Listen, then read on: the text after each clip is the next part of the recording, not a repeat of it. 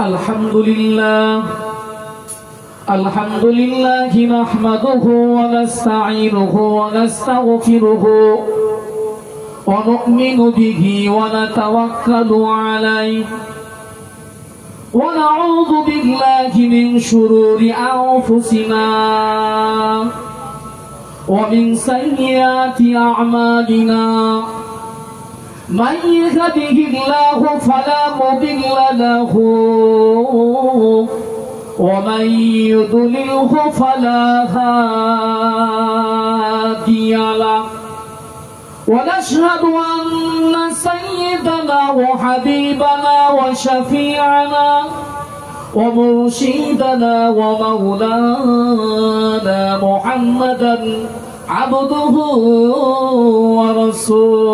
ورسوله أما بعد فقد قال الله تعالى في كلام المجيد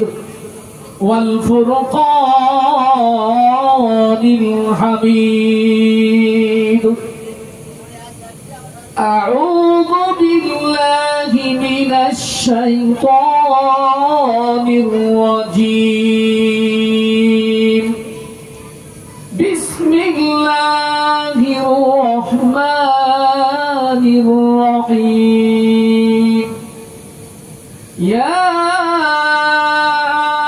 أيها الذين آمنوا ادخلوا في السلم كافة ولا تتبعوا خطوات الشيطان إنه لكم عدو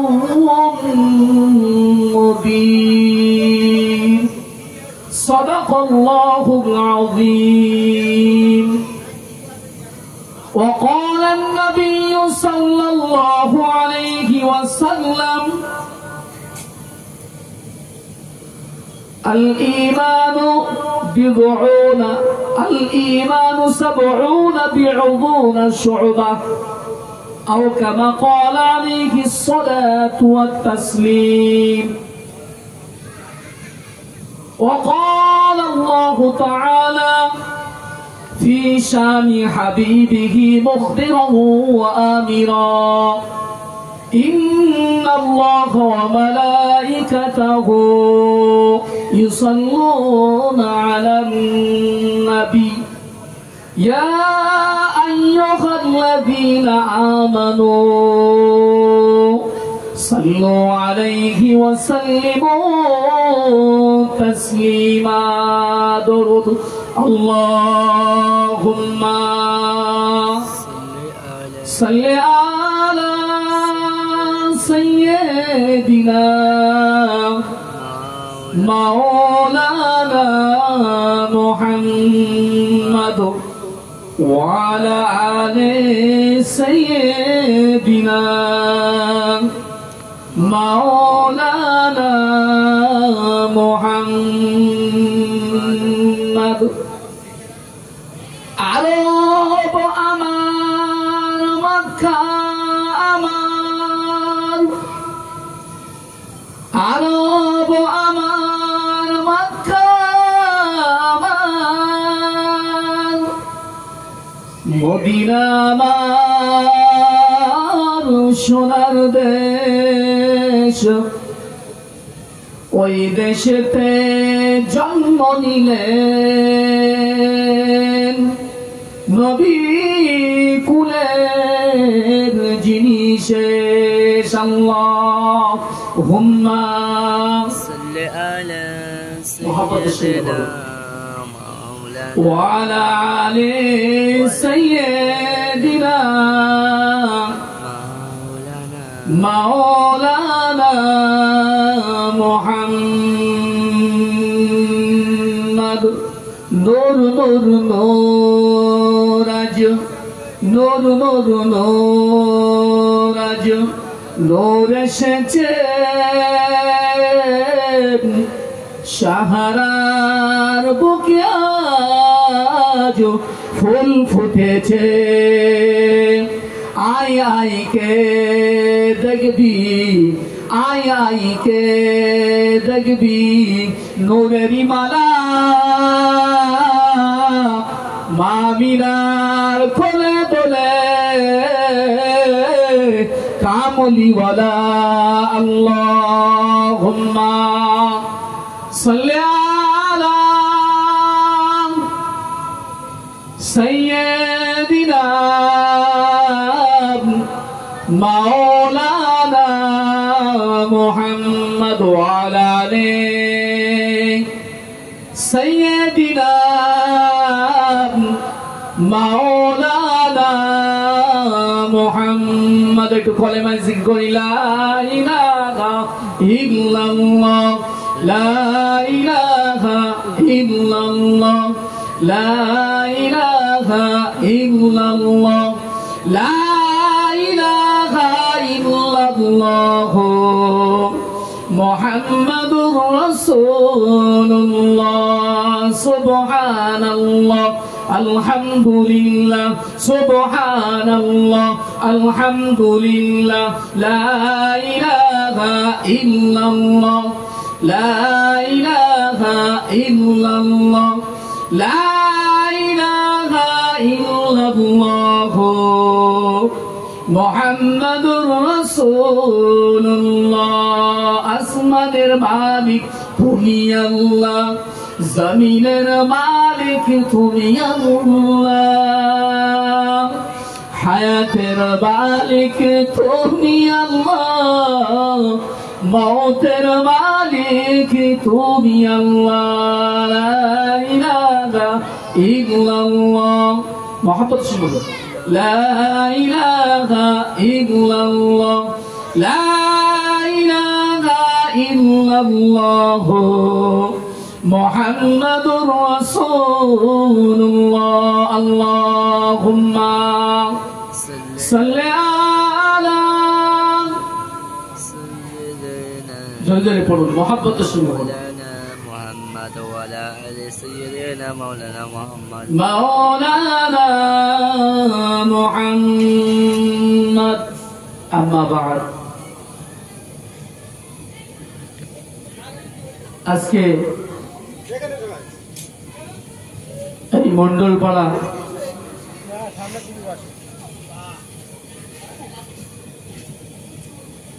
বিশেষ করে এটা সবরেসানির মজলিস দোয়াখানের মজলিস আমার রুহুল আমিন ভাই তিনি তার আব্বার রুহে মাগফিরাতের জন্য একটি মিলাদ বা নবীর জলসা দিয়েছেন কায়েম করেছেন আজকে এই জলসার স্বনামধন্য মহামান্য সভাপতি সাহেব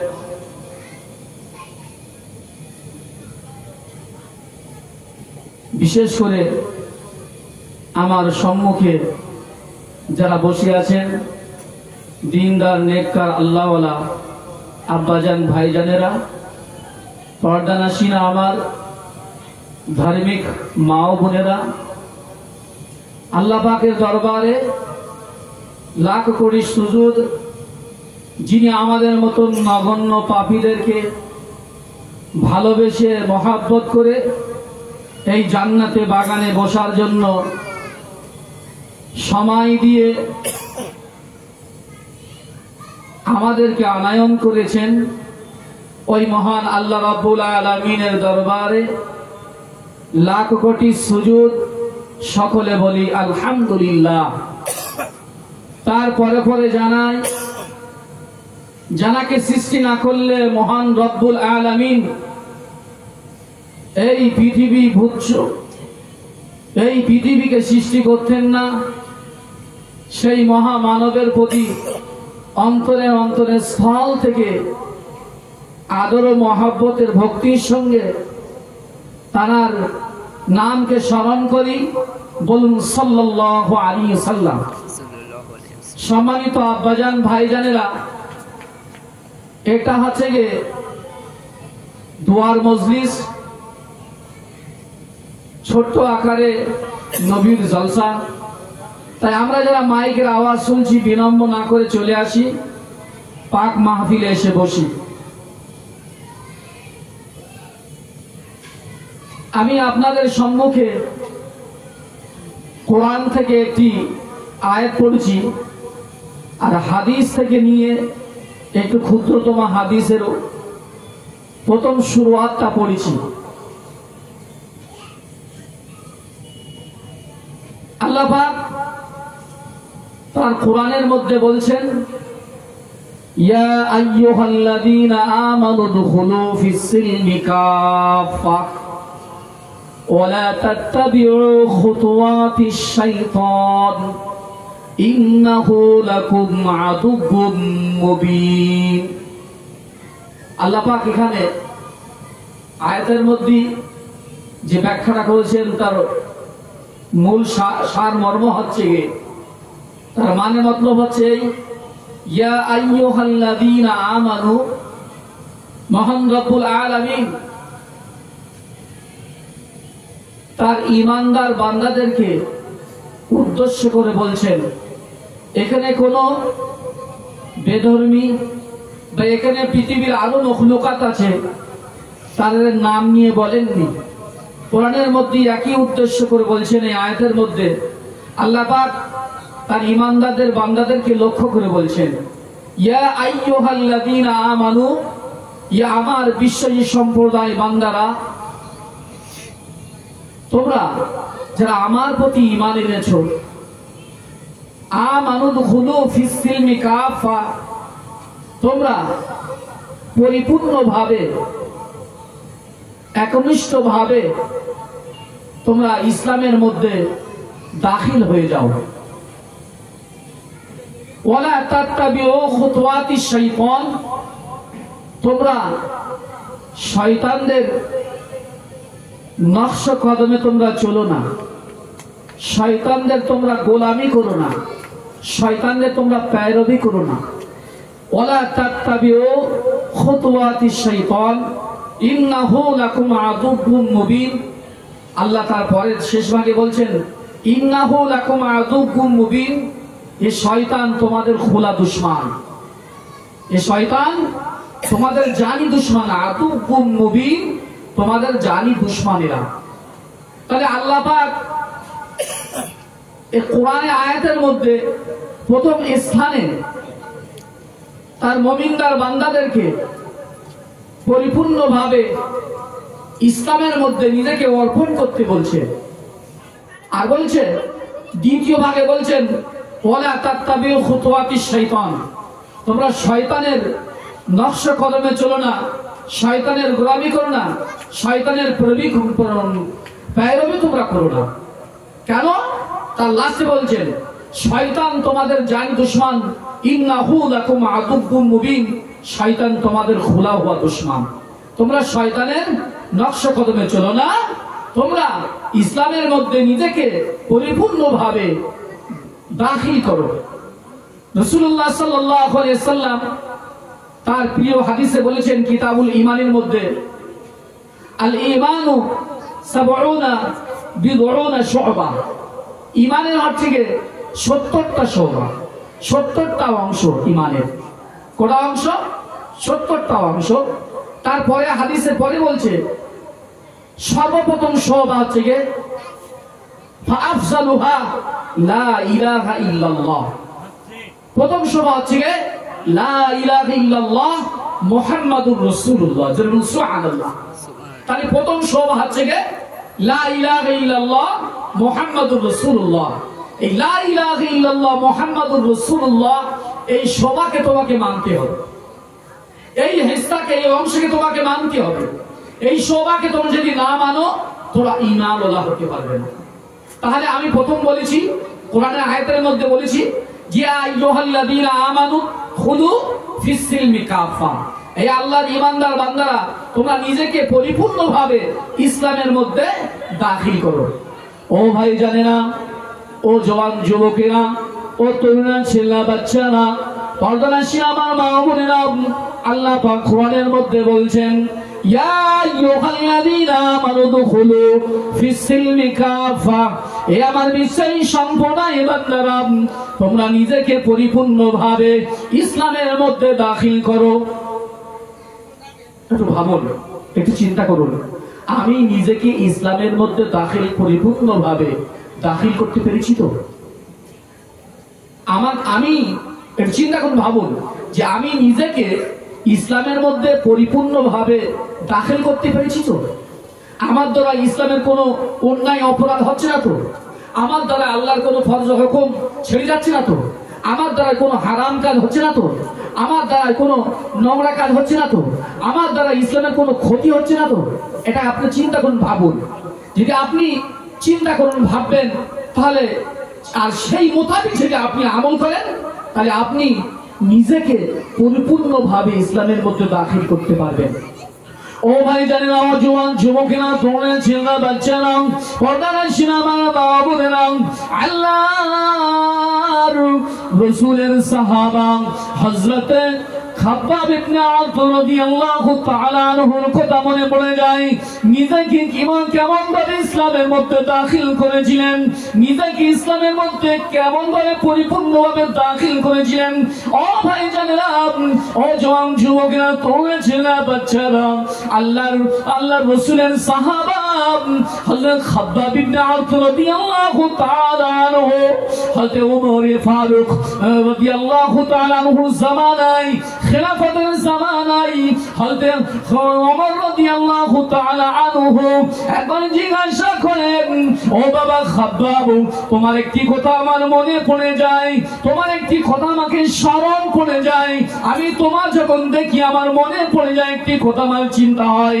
খাব্বাব রাদিয়াল্লাহু তাআলা আনহু বলেন, ও আল্লাহর রাসূলের সাহাবা, ও আমিরুল মুমিনিন হযরত ওমর ফারুক রাদিয়াল্লাহু তাআলা আনহু, হুজুর আমার আপনার কথা কি মনে যায় পড়ে যায় একটু বলতে পারবেন?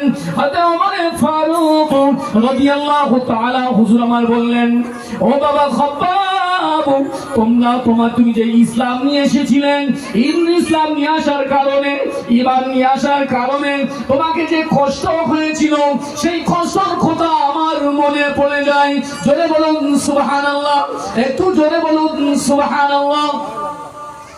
বললো যে আমি যে আপনি যে ঈমান নিয়ে এসেছিলেন, আপনার ঈমান নিয়ে আসার কথা আমার কিছু মনে পড়ে যায়। যে তুমি বলতে পারবে তুমি কি ঈমান নিয়ে এসেছিলে, তোমাকে কি কষ্ট দেওয়া হয়েছিল, কত রকম ভাবে তোমাকে কষ্ট হলো ঈমান আনার কারণে, তোমাকে কত রকম ভাবে কষ্ট দেওয়া হয়েছিল? তাহলে বুঝতে হবে হযরত খাব্বাব রাদিয়াল্লাহু তাআলা আনহু সেই সময় চারিদিকে জাহেলিয়াতের যুগ ছিল, জামানায় জাহেলিয়াতের যুগ ছিল। সেই সময় মানুষ সব হিংস্র জন্তুর না হয়ে গেছিল। তাদের মধ্যে মামাসি কোনো জ্ঞান ছিল না, তাদের মধ্যে কোনো শরিয়াত ছিল না, তাদের মধ্যে কোনো দ্বীন ছিল না, তাদের মধ্যে কোনো ইসলামের কোনো খুশবু ছিল না। তারা 24 ঘন্টা দিনে জিনাতে, সমস্ত রকম কুকর্মতে তারা লিপ্ত হয়েছিল। তারা মানুষকে কষ্ট দিতে ভালোবাসতো। তারা ইসলাম বলে কিছুই জানতো না, দ্বীন শরিয়ত বলে তারা কিছুই জানতো না। আজ সেই রাসূলুল্লাহ সাল্লাল্লাহু আলাইহি সাল্লাম 1450 বছর আগে রাসূলুল্লাহ সাল্লাল্লাহু আলাইহি সাল্লামের সাহাবারা যে দ্বীন আমাদের পর্যন্ত পৌঁছাইছে, কেউ নিজের বাচ্চাকে এতিম করিয়েছে, কেউ নিজের গর্দানকে কাটিয়েছে, কেউ নিজের হাতকে কাটিয়েছে, কেউ নিজের বিবি বাচ্চাকে এতিম করেছে, কেউ নিজের মায়ের কোল ছেড়ে বাচ্চাকে এতিম করে দিয়েছে। এই ইসলাম নিয়ে আসার কারণে ইসলাম আমরা খুব আনন্দের সঙ্গে পেয়েছি, দিনকে আমরা খুব আসানির সঙ্গে পেয়েছি।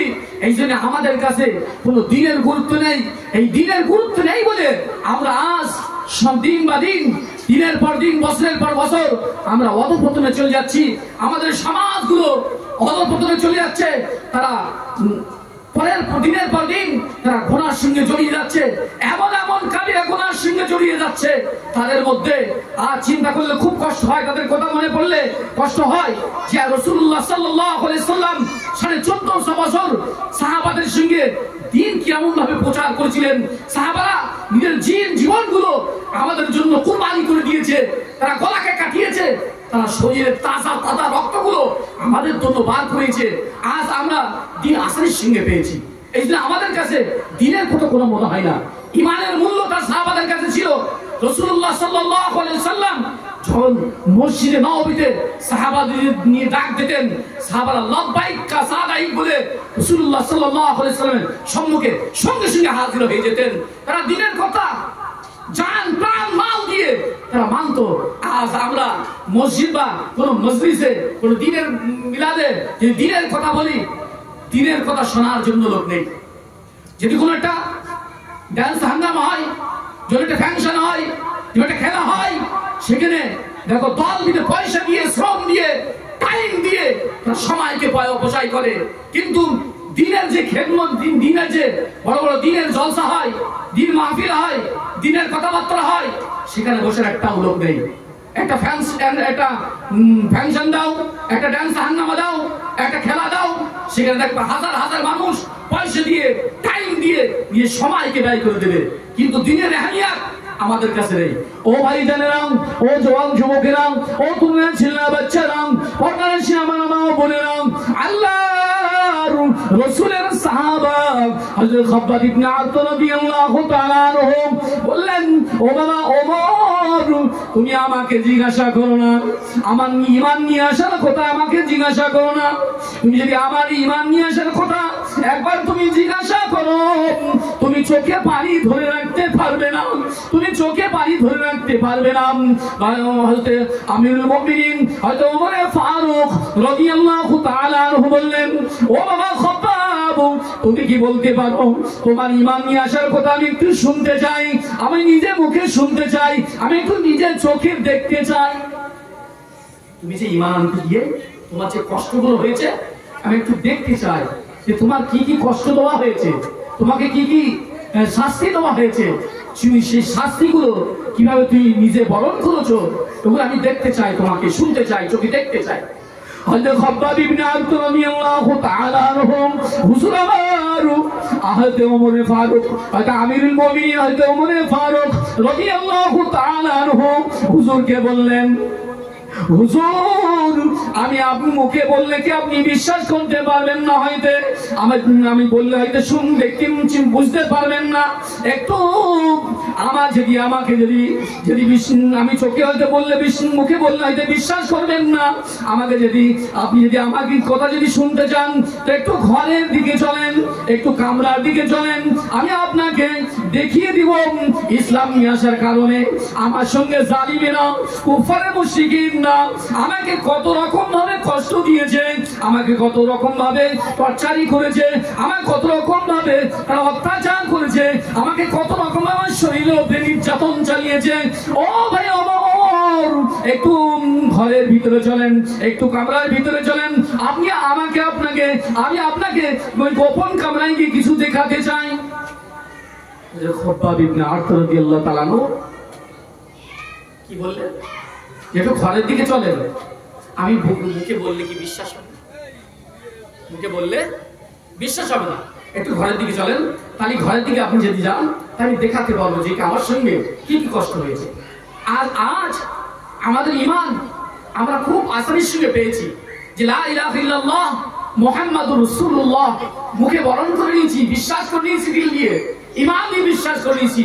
আর সেই জামানায় রাসূলুল্লাহ সাল্লাল্লাহু আলাইহি ওয়াসাল্লামের জামানায় যারা ঈমান এনেছে তাদের ঈমানের কষ্ট, কি কষ্ট, আল্লাহ তাদের কষ্ট যদি আমরা একবার চোখে দেখতাম, এই জামানায় হলে আমরা ঈমান নিয়ে আসতাম।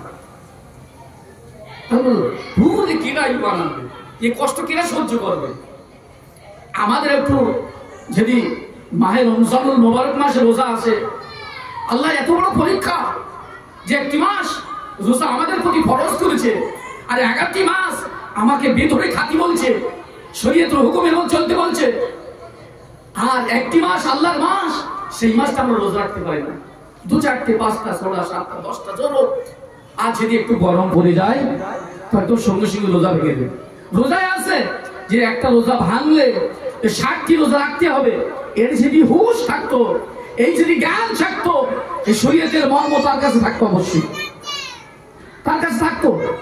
এই যে একটা রোজা ভাঙলে 70টা রোজা 60টি রোজা রাখতে হয়, এটা যদি একবার জানতো তা কেউ রোজা ভাঙতো না, রোজাই রেখে দিত। যে একটা রোজা ভাঙার কারণে যদি 60টি রোজা রাখতে হয়, এই যদি হুকুম শরীয়তের হুকুমকে যদি জানতো তাহলে সে আর রোজা ভাঙতো না। ও ভাই জানেরা, জওয়ান যুবকেরা, ও তোমরা ছেলেরা, বাচ্চারা, পর্দাশীল আমার মা ও বোনেরা, আল্লাহর রাসূলের সাহাবা হযরত খাব্বাব ইবনে আরত রাদিয়াল্লাহু তাআলা আনহু, হযরত মামুনুল মুমিনিন হযরত ওমর ফারুক রাদিয়াল্লাহু তাআলা আনহু হুজুরকে নিয়ে একটি কামরার ভিতরে গেলেন। হযরত খাব্বাব ইবনে আরত রাদিয়াল্লাহু তাআলা আনহু হুজুর আমার কামরার ভিতরে চলে গিয়ে হুজুরকে বললেন, ও ভাই ওমর, আমি আপনাকে মুখে বললে তো আপনি বিশ্বাস করবেন না, আপনি একটু আপনার চোখ দিয়ে, চক্ষু মোবারক দিয়ে একটু দেখেন আমার শরীরের উপরে কত রকম অত্যাচার করা হয়েছে, আমার শরীরের উপরে কত রকম নির্যাতন চালানো হয়েছে, আমার শরীরের উপরে কত রকম টর্চারি করা হয়েছে। হযরত খাব্বাব ইবনে আরত রাদিয়াল্লাহু তাআলা আনহু হুজুর আমার কামরার ভিতরে গিয়ে নিজের জুব্বা মোবারকটা আস্তে আস্তে খুলে দিলেন। শরীরে যে কাপড় ছিল জুব্বা মোবারকটা খুলে দিয়েছে। হযরত খাব্বাব ইবনে আরত রাদিয়াল্লাহু তাআলা আনহু হুজুর আমার জুব্বা মোবারকটা খুলে দেওয়ার পরে হযরত ওমর ফারুক রাদিয়াল্লাহু তাআলা আনহু জুব্বা মোবারক খোলা মাত্রই সর্বপ্রথম হযরত খাব্বাব ইবনে আরত রাদিয়াল্লাহু তাআলা আনহুর সিনা মোবারকের উপরে নজরটা পড়ে গেল, বুক মোবারকের নজরটা পড়ে গেল। হযরত ওমর ফারুক রাদিয়াল্লাহু তাআলা আনহুর নজরটা হযরত খাব্বাব ইবনে আরত রাদিয়াল্লাহু তাআলা আনহুর সিনা মোবারক উপরে পড়ে গেল, বুকের উপরে পড়ে গেল। হযরত খাব্বাব ইবনে আরত রাদিয়াল্লাহু তাআলা আনহুর বুকের উপরে নজর, সিনা মোবারকের নজর পড়তেই হযরত ওমর ফারুক রাদিয়াল্লাহু তাআলা আনহুর হুজুরের চোখের পানা দিয়ে, কোনা দিয়ে পানি টপ টপ টপ টপ করে পড়তে থাকলো। হযরত খাব্বাব ইবনে আরত রাদিয়াল্লাহু তাআলা আনহু জিজ্ঞাসা করেন, ইয়া আমিরুল মুমিনিন খলিফাতুল মুসলিমিন, হয়তো ভাই ওমর, আপনি আপনার চোখের কোনা দিয়ে পানি কেন পড়ে, আপনি কেন কাঁদছেন, আপনার কি হয়েছে? হয়তো ওমর ফারুক রাদিয়াল্লাহু তাআলা আনহু হুজুর আমার কান্না করতে করতে যেখানে দাঁড়িয়ে ছিল হুজুরের জামা মোবারকটা সঙ্গে সঙ্গে ভিজে গেল। ভাই ওমর, আপনি কাঁদছেন কেন? কি জন্য কাঁদছেন? আমি কি আপনাকে কোনো কষ্ট দিয়েছি? না আপনাকে আমি কোনো দুঃখ দিয়েছি? আপনি কেন কাঁদছেন? হযরত ওমর ফারুক রাদিয়াল্লাহু তাআলা আনহু বললেন, ও ভাই খাব্বাব, তোমার সিনা মোবারকে কেন গোশ নাই কেন? তোমার সিনা মোবারকের গোশ নাই কেন? একটু বলতে পারবে ভাই খাব্বাব, তোমার এই সিনা মোবারকে কেন গোশ নাই কেন? হযরত খাব্বাব ইবনে আরত রাদিয়াল্লাহু তাআলা বললেন, ও ভাই ওমর, আমার সিনা মোবারকের গোশ নাই কেন আমি একটু পরে বলবো। আমি একটু কোমরে যখন আমি একটু আরো কাপড়টা একটু নিচের দিকে নামিয়ে দেই, যখন আপনি বুঝতে পারবেন কেন আমার সিনা মোবারকের গোশ নাই কেন আমার শরীরের উপরে গোশ নাই কেন। হযরত ওমর ফারুক রাদিয়াল্লাহু তাআলা বললেন, ও ভাই খাব্বাব, আরেকটু বলেন যে নিজের কাপড়টা একটু নিচে, কোমর থেকে নিচের দিকে নামিয়ে দেন। হযরত খাব্বাব ইবনে আরত রাদিয়াল্লাহু তাআলা কোমর থেকে কাপড় একটু নিচে নামিয়ে দিল। কোমরের মধ্যে সঙ্গে সঙ্গে হয়তো আমিরুল মুমিনিন ওমর ফারুক রাদিয়াল্লাহু তাআলা আনহু হুজুরের নজরটা কোমরের কাছে কোমরে পড়ার সঙ্গে সঙ্গে হয়তো আমিরুল মুমিনিন খলিফাতুল মুসলিমিন হয়তো ওমর ফারুক রাদিয়াল্লাহু তাআলা চোখ দিয়ে পানি টপ টপ টপ টপ করে ধরে রাখতে পারলেন না, জোরে জোরে কাঁদতে লাগলেন। চিন্তা করলেন যে ইসলাম নিয়ে আসার জন্য তাকে কত কষ্ট দেওয়া হয়েছে, না জানি কত টর্চারি করা হয়েছে, না জানি কত রকম নির্যাতন দেওয়া হয়েছে, না কত রকম কষ্ট দেওয়া হয়েছে। হযরত খাব্বাব ইবনে আরত রাদিয়াল্লাহু তাআলা আনহুকে বললেন, ও ভাই খাব্বাব, আর আমাকে দেখাতে হবে না, আর আমাকে কাপড় খুলে আর দেখাতে হবে না, কাপড়টা একটু বন্ধ করুন, সঙ্গে সঙ্গে কাপড়টা একটু পরে নিন, আমাকে আর কাপড় খুলে দেখাতে হবে না। খাব্বাব রাদিয়াল্লাহু তাআলা আনহু বললেন, কেন ভাই ওমর, এখনো তো আরো দেখার কিছু আছে ভাই, এখনো তো আরো দেখার কিছু আছে, আমি এখনো আর কিছু দেখার আছে। হয়তো ওমর ফারুক রাদিয়াল্লাহু তাআলা বললেন, ভাই খাব্বাব, তোমার কাছে হাত জোর করছি, আমাকে আর আপনার কাপড় খুলে দেখাতে হবে না, আর কাপড় খুলে আমাকে দেখাতে হবে না, আমি দেখে নিয়েছি। বলছেন হয়তো খাব্বাব ইবনে আরত রাদিয়াল্লাহু তাআলা জিজ্ঞাসা করেন যে ভাই, আমিরুল মুমিনিন খলিফাতুল মুসলিমিন ওমর ফারুক রাদিয়াল্লাহু তাআলা জিজ্ঞাসা করেন, ভাই তোমার যে শরীর, যে বুকে গোশ নেই কেন, কিসের জন্য বলতে পারে? আর যদি এরকম কষ্ট আমাদের যদি ঈমান আনতে দেওয়া হতো, এরকম যদি কষ্ট আমাদের দেওয়া হতো, তা আমরা ঈমান থেকে বঞ্চিত হয়ে যেতাম, তাতে কোথায় পড়ে থাকতাম? আমরা ঈমান ছেড়ে দিতাম, আমরা ঈমানের রাস্তা ছেড়ে দিতাম। ইহদিনাস সিরাতাল মুস্তাকিম সিরাতাল লাযিনা আন'আমতা আলাইহিম, ইহদিনাস সিরাতাল মুস্তাকিম, এই মুস্তাকিম হচ্ছে সিধা রাস্তা, যারা আল্লাহর রাস্তা, যে সিধা রাস্তা, সেটা হচ্ছে মুস্তাকিমের রাস্তা, যে রাস্তায় আল্লাহ পাক তাদের বান্দাদের জন্য আনআম রেখেছেন, নিয়ামত রেখেছেন, হিকমত রেখেছেন, সেই রাস্তা আজ আমরা পথ হাতছাড়া হয়ে যাচ্ছে, আমার সেই রাস্তা থেকে আমরা দূরে সরে যাচ্ছি। দরুদ শরীফ আল্লাহুম্মা সাল্লি আলা সাইয়্যিদিনা মাওলানা মুহাম্মদ, মুহাম্মদের সঙ্গে ওয়া আলা আলি সাইয়্যিদিনা মাওলানা মুহাম্মদ।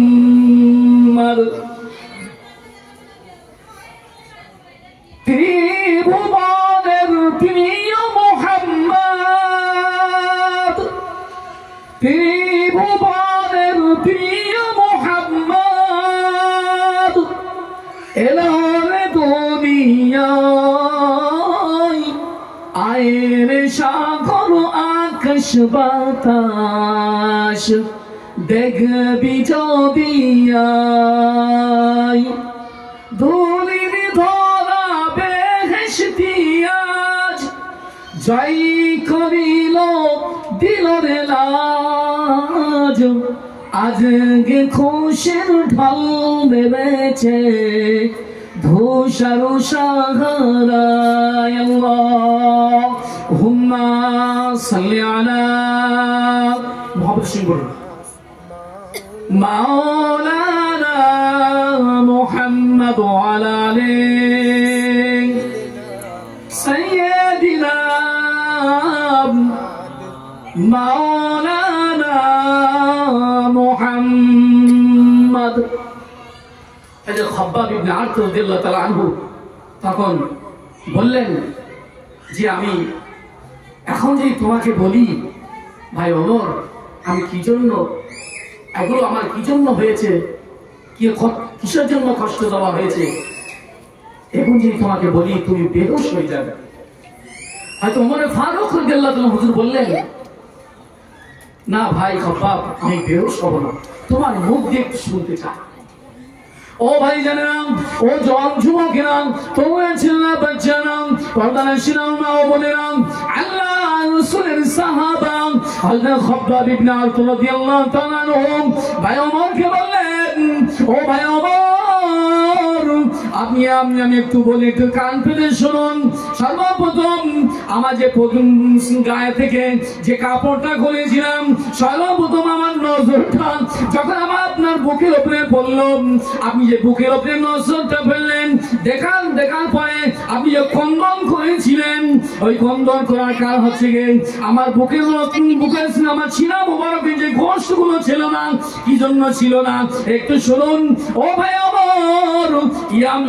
ইমাম নিয়ে আসার কারণে সর্বপ্রথম ওই মক্কার গরম বালুর উপরে আমাকে শুয়ে দেওয়া হয়েছিল। শুয়ে দেওয়ার পরে গরম গরম পাথরগুলো আমার বুকের উপরে চাপা দেওয়া হয়েছিল। দেওয়ার পরে ওই পাথরের গরমে সেদ্ধ হয়ে আমার বুকের গোশতগুলো ঝলসে গিয়েছিল। ও ঝলসে যাওয়ার পরে আমার বুকের গোশতগুলো ঝলসে যাওয়ার পরে সঙ্গে সঙ্গে বুক মোবারক থেকে গোশতগুলো খসে খসে নিচেতে পড়ে গেল। ও ভাই ওমর, একটু চিন্তা করুন, ভাবুন যে ইসলাম নিয়ে আসার কারণে আমাকে এত নির্যাতন করা হয়েছে, আমাকে এত কষ্ট দেওয়া হয়েছে, যে গরম পাথরগুলো গরম বালুর উপরে শুয়ে দেওয়ার কারণে আমার সিনা মোবারক থেকে গোশতগুলো খসে পড়ে গিয়েছিল। জোরা বলে যাবে না সুবহানাল্লাহ। আজ যদি ওইরূপ ভাবে যদি আমাদের কষ্ট দেওয়া হতো, ঈমান আমাদের আমরা আনতে পারতাম না। কেন? ওই কষ্টটা আমরা পাইনি। আল্লাহ রাসূলের সাহাবারা কি কষ্ট করেছে, নিজের কোলের বাচ্চাগুলো বিবি কোলের বাচ্চাগুলো এতিম করে দিয়েছে। ছোট ছোট বাচ্চাগুলো যাদের বাসর রাতে ফুলসজ্জা রাত, বিয়ের রাত, বাসর রাতে ঘর ছেড়ে দিয়ে ইসলামের জন্য জিহাদ করেছে। তারা নিজের জিহাদের ময়দানে শহীদ হয়ে মৃত্যুবরণ করছে, ইমানের শাহাদাতের পেয়ালা পান করে তারা জান্নাত কামিয়ে নিয়েছে। আজ আমরা যদি সেই কষ্ট যদি পেতাম, তাহলে আমরা ঈমান রাখতে পারতাম না। ইমামরা খুব সাধনের সঙ্গে ঈমান অর্জন করতে পেরেছি। এই জন্য আল্লাহর কাছে আমরা শুকরিয়া আদায় করি, বলি আলহামদুলিল্লাহ। ও ভাই ছেলেরা, ও জওয়ান যুবকেরা, তোমরা বাচ্চারা, পর্দানশীল আমার মা বোনেরা, আল্লাহর রাসূলের সাহাবা হযরত খাব্বাব ইবনে আরত রাদিয়াল্লাহু তাআলা আনহু, হুজুর আমার ওমর ফারুক আমিরুল মুমিনিন হযরত ওমর ফারুক রাদিয়াল্লাহু তাআলা আনহু হুজুরকে বললেন যে হুজুর, আমার যে কোমরে গোশত কেন ছিল না, একটু জানলে একটু শুনুন, একটু শুনলে আপনি বেহুশ হয়ে যাবেন। হযরত ওমর ফারুক রাদিয়াল্লাহু তাআলা বললেন, ভাই খাব্বাব, বলো আমি বেহুশ হয়ে যাব না, আমি বেহুশ হয়ে যাব না, একটু বলুন যে তোমার কোমরে কেন গোশত নাই। একজন মানুষ দেখেছেন কি মোটা, কি তাকড়া, কি তাকড়া। ইন্দোনেশিয়া বলো, আয়ারল্যান্ড, সুইজারল্যান্ড বলো, সৌদি আরব বলো, আরো দুসরে কান্ট্রি, দ্বিতীয় কান্ট্রি আছে, দেশ আছে, সে মানুষগুলো কি মোটা মোটা মানুষ। তাদের যদি একটু কষ্ট দেওয়া হয়, তারা কষ্ট সহ্য করতে পারবে না, পারবে? তারা কষ্ট সহ্য করতে। কিন্তু আজ আমরা উম্মতে মুহাম্মাদিয়া হতে পেরেছি, রাসূলের উম্মত হতে পেরেছি। এই জন্য আল্লাহর কাছে লাখ শুকরিয়া আদায় করি যে আল্লাহ রাসূলের উম্মত করে আমাদের দুনিয়ায় পাঠিয়েছে। জোরে বলুন সুবহানাল্লাহ, কত শুকর আল্লাহ। ভাই ও ভাই জানেরা, ও জওয়ান যুবকেরা, তোমরা ছেলে বাচ্চারা, পর্দানশীল আমার মা বোনেরা, হযরত খাব্বাব ইবনে আরত রাদিয়াল্লাহু তাআলা আনহু, হযরত ওমরুল মুমিনিন, হযরত ওমর ফারুক রাদিয়াল্লাহু তাআলা হুজুরকে বললেন যে আমার কোমরে কেন গোশত নাই, একটু বলুন কেন গোশত নাই। আমি বলছি ভাই শুনুন, ভাই ওমর একটু শুনুন, আমার কোমরে গোশত কেন নাই, আমার কোমরে কেন গোশত নাই, যে গরম কড়াই তেল চাপিয়ে দেওয়া হয়েছে, ওই গরম তেলগুলো যখন টকবক করে ফুটছিল, ওই গরম তেলগুলো আমার কোমরে ঢেলে দেওয়া হয়েছিল। ওই তেল সহ যখন আমার কোমরে ঢালছিল, ঢালার পরে ও কোমরের গোশতগুলো আস্তে আস্তে আমার কোমর থেকে নিচে নেমে গিয়েছিল, কোমরের গোশতগুলো খসে পড়ে গেল। এই ঈমান আনার কারণে, আল্লাহকে মানার জন্য, আল্লাহ রাসূলের প্রতি ঈমান আনার কারণে আমাকে এত কষ্ট দেওয়া হয়েছে। হযরত খাব্বাব ইবনে আরত রাদিয়াল্লাহু তাআলা আনহু হুজুরের কথা শুনতেই হযরত ওমর ফারুক রাদিয়াল্লাহু তাআলা আনহু হুজুর সঙ্গে সঙ্গে কাঁদতে লাগলেন যে তোমাকে ইসলাম নিয়ে আসার জন্য এতগুলো কষ্ট দেওয়া হয়েছে, এতগুলো তোমাকে অত্যাচার করা হয়েছে, তোমার শরীরের সঙ্গে এত টর্চারি করা হয়েছে। ও ভাই খাব্বাব, আমি হলে হয়তো মারাই যেতাম। তুমি যে ইসলাম নিয়ে আসার কারণে, আল্লাহর প্রতি তোমাকে ঈমান আনার কারণে তোমাকে যদি এত কষ্ট দেওয়া হয়েছে, আমাকে যদি ওর থেকে বেশি কষ্ট দিত আমি হয়তো মারা যেতাম। জোরে বলুন সুবহানাল্লাহ, আর একটু জোরে বলুন সুবহানাল্লাহ। হযরত ওমর ফারুক রাদিয়াল্লাহু তাআলা আনহু হুজুর বললেন, ও ভাই খাব্বাব, আর বলতে হবে না, আর বলতে হবে না, আমি বুঝে গেছি, আর বলতে হবে না, বন্ধ করো ভাই খাব্বাব, আর তোমাকে বলতে হবে না। হযরত ওমর ফারুক রাদিয়াল্লাহু তাআলা আনহু চুপ হয়ে গেলেন। হযরত চোখের কান্না লাগছে যে ইসলাম নিয়ে আসার কারণে যদি এত কষ্ট দেওয়া হয়, একটু ভাবুন আমাদের যদি কোমরে যদি এইভাবে গরম তেল যেই ঢেলে দেওয়া হতো, টকটক করে ফুটছে যে তেল, ওই তেল যদি ঢেলে দেওয়া হতো কোমরের গোশতগুলো খসে, আমরা তো ইমান আনার কোনো প্রয়োজন নেই, আমি কষ্ট নিতে পারবো না, আমি কষ্ট নিতে পারবো না, ইমান বরণ করে আমার কোনো প্রয়োজন নেই। আল্লাহ রাসূল তারা কেন জান্নাতে হবে? রাসূলুল্লাহ সাল্লাল্লাহু আলাইহি সাল্লাম কেন জান্নাতের খুশখবরি দিয়েছে তাদেরকে, কেন শোনাইছে? তারা এই কষ্টগুলো ইমান আনতে গিয়ে বরণ করেছে, তারা মেনে নিয়েছে, সহ্য করেছে, ধৈর্য ধরেছে। তাদের একবেলা খাওয়া হয়েছে, আরেক বেলা খাওয়া হয়নি। তারা গাছের পাতা খেয়ে ইমান জীবন যাপন করেছে। তারা এক খেজুর খেয়ে 3 দিন পার করেছে। আর আমরা তো সেই কষ্টই অনুভব করতে পারি না। একটা কাপড় পরে স্বামী স্ত্রী তারা আল্লাহর হুকুম পালন করেছে।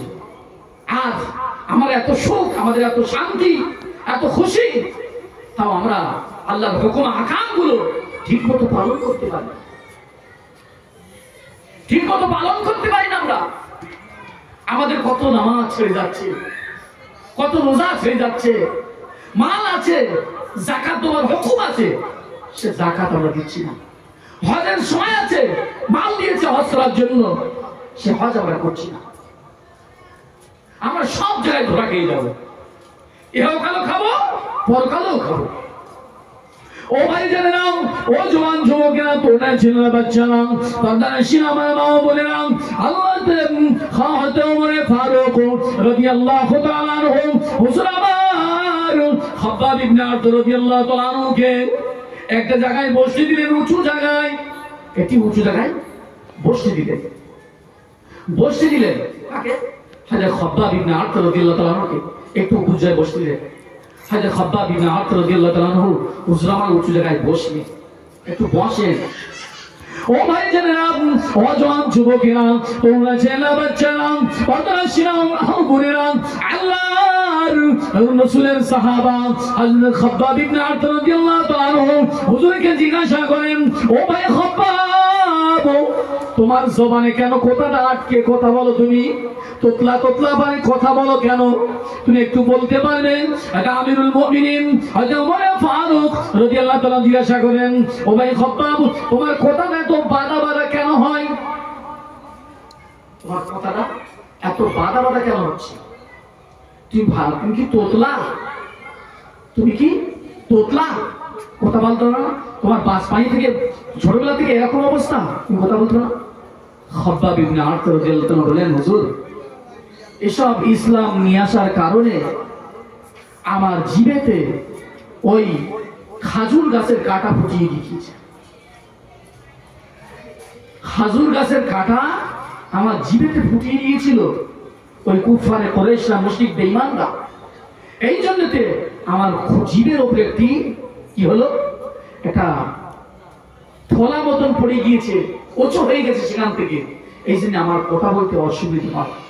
বলুন আমার চাচাজান ভাইজানেরা, যদি এই কষ্ট যদি আমরা পেতাম, আমরা ইমান আনতে পারতাম না।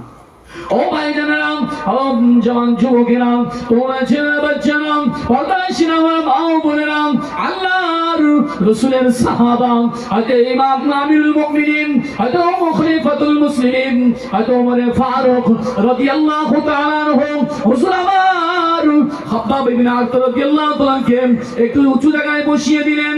বসিয়ে দেওয়ার পর জিজ্ঞাসা করলেন, ও ভাই খাব্বাব, তুমি কথা বলতে গিয়ে তোমার কথা কেন আটকে যায়? তুমি কি তোতলা ছিলে?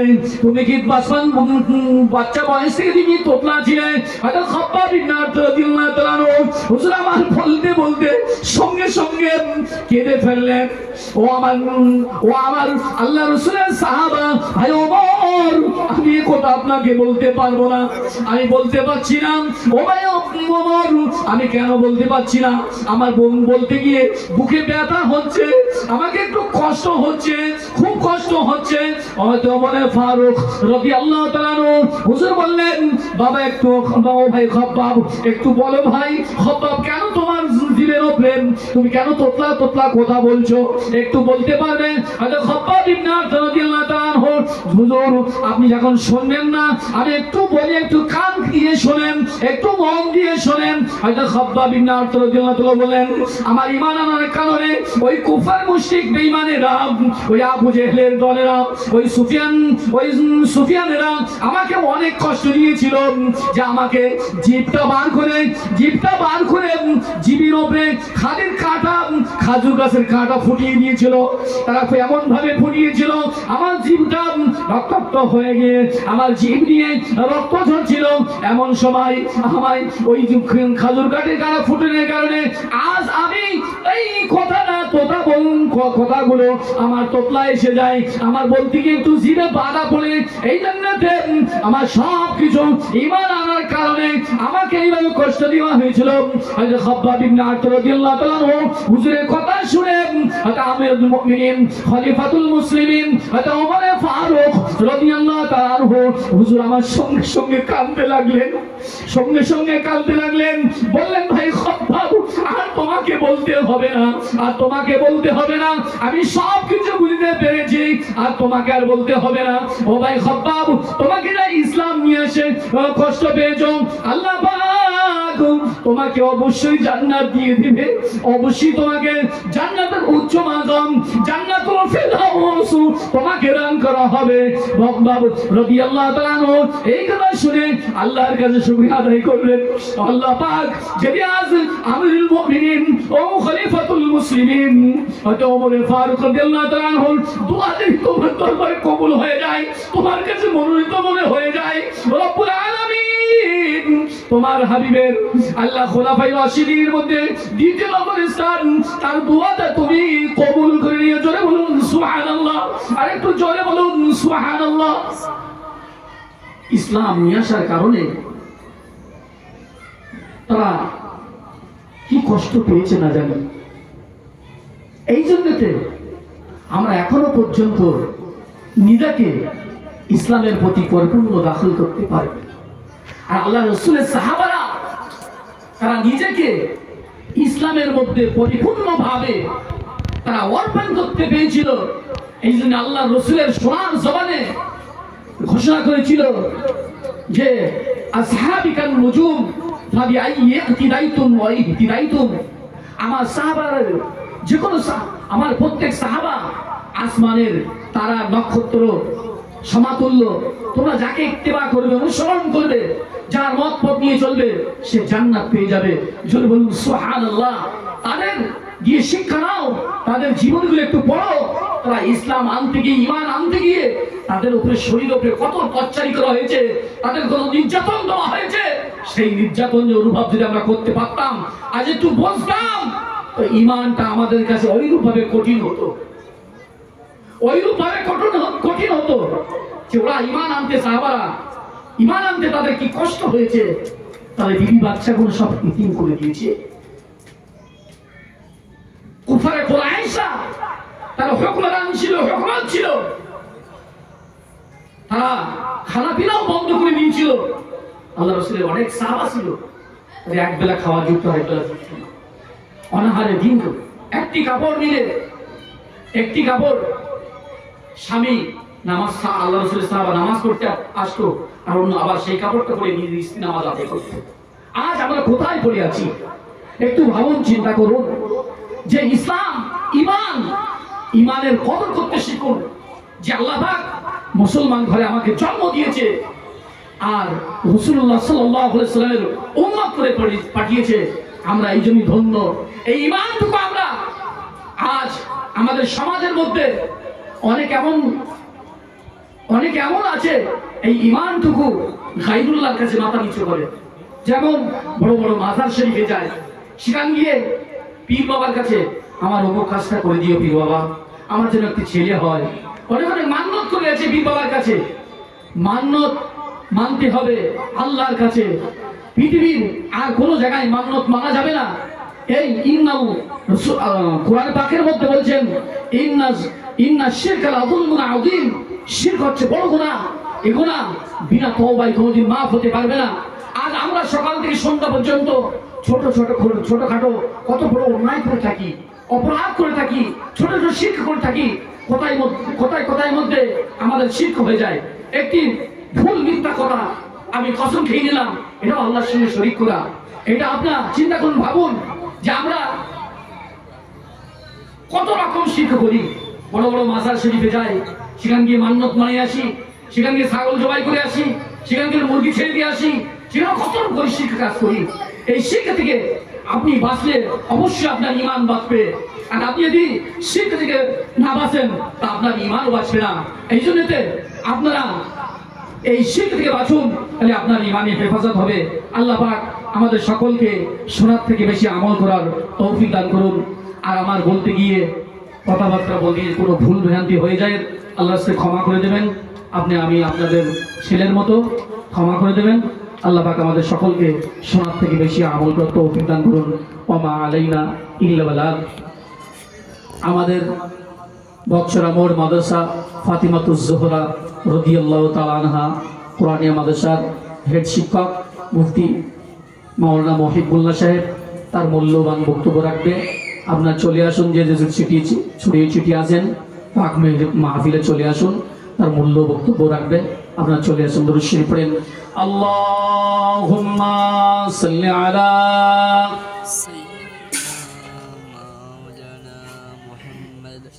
وعلى آل سيدنا